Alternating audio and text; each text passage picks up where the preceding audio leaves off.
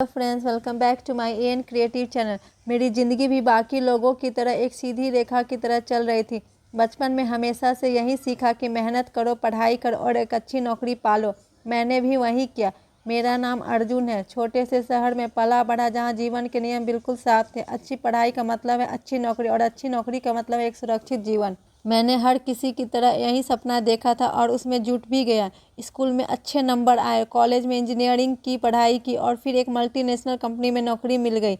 सब कुछ वैसा ही हो रहा था जैसे मैंने और मेरे माता पिता ने सोचा था, लेकिन कुछ तो ऐसा था जो भीतर से मुझे कचोट रहा था। मुझे नहीं पता था कि मेरे साथ क्या गलत हो रहा है। मैंने तो वही किया था जो सभी करते, फिर क्यों मुझे ऐसा लग रहा था कि कुछ अधूरा है। नौकरी के पहले कुछ साल अच्छे गए, नई जगह, नए लोग और नए नए अनुभव।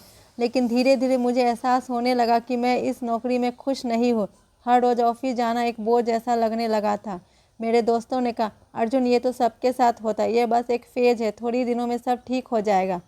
मैंने उनकी बात मान ली और काम में जुटा रहा, लेकिन दिल से मैं खुद को इस नौकरी में फिट नहीं पाता था। मेरी सुबह बोझिल होती थी और रातें बेचैन।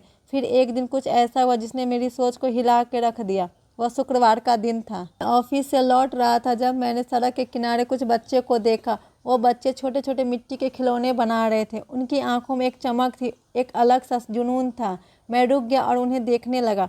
उनकी कला में कुछ खास था, सरल लेकिन दिल छू लेने वाली। तभी एक बच्चा मेरे पास आया और बोला, भैया आप भी बनाओ ना। मैंने हंसकर कहा, मुझे यह नहीं आता, तुम लोग बहुत अच्छे से बनाते हो।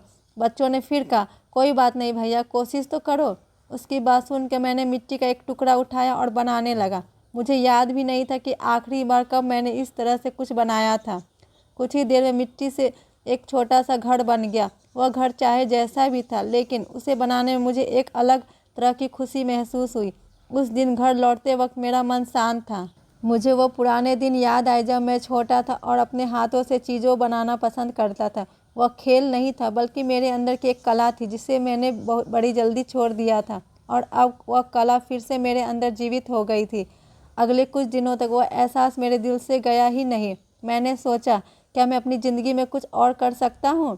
क्या मैं इस नौकरी से हट कर कुछ ऐसा कर सकता हूँ जो मुझे सुकून दे? मैंने खुद से ये सवाल कई बार पूछा। फिर मैंने एक फ़ैसला किया, मैं अपनी पुरानी हॉबी को फिर से ज़िंदा करूँगा। काम से लौटने के बाद मैंने घर में एक कोना बनाया जहाँ मैं मिट्टी से मूर्तियाँ और खिलौने बनाने लगा। शुरुआत में यह सिर्फ एक शौक़ था, लेकिन धीरे धीरे ये मेरा जुनून बन गया। वह बैठकर घंटों तक काम करना मुझे खुशी देने लगा। मेरा मन शांत हो जाता और समय का पता ही नहीं चलता। मैंने महसूस किया कि मैं इस काम में पूरी तरह खो जाता हूँ और यह मुझे किसी और चीज़ से ज़्यादा संतुष्ट देता है।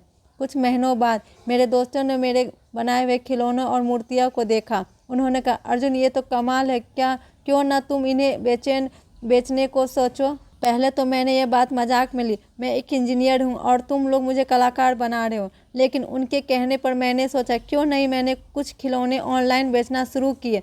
शुरू में सिर्फ कुछ ऑर्डर मिले, लेकिन धीरे धीरे लोगों का ध्यान मेरे काम की ओर जाने लगा। अचानक एक दिन मुझे एक बड़े ऑर्डर का मेल आया।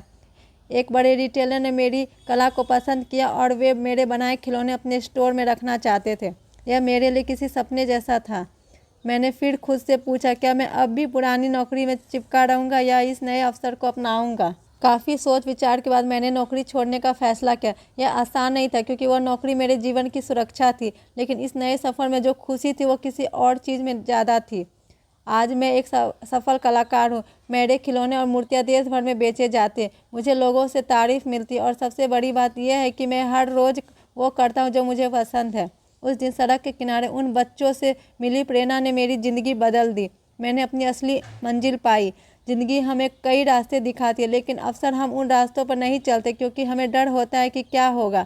लेकिन जब आप अपने दिल की सुनते और उसे फॉलो करते हैं तो आपको मंजिल खुद ब खुद आपके सामने आ जाती है।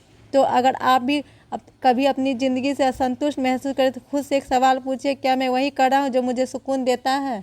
अगर नहीं तो वह रास्ता खोजिए जो आपको खुशी दे, क्योंकि असली मंजिल वही होती है जहाँ आपका दिल आपको ले जाना चाहता है। धन्यवाद कि आपने मेरी कहानी सुनी। अब बारी आपकी, क्या आपने अपनी असली मंजिल पाई? Thank you friends. आपको अगर मेरी स्टोरी अच्छी लगती है तो प्लीज़ लाइक शेयर सब्सक्राइब करना ना भूलें। बाय।